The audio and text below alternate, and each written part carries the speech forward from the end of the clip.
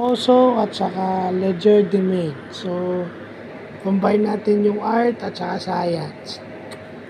So, yung aboso is rough drawing or model. So, yung sa mga galing sa model at saka sa art, yung aboso, wala siyang specific detail. Kumbaga, hindi masyadong malinaw yung detail niya. Kumbaga sa madaling sabi. No? Yun yung aboso.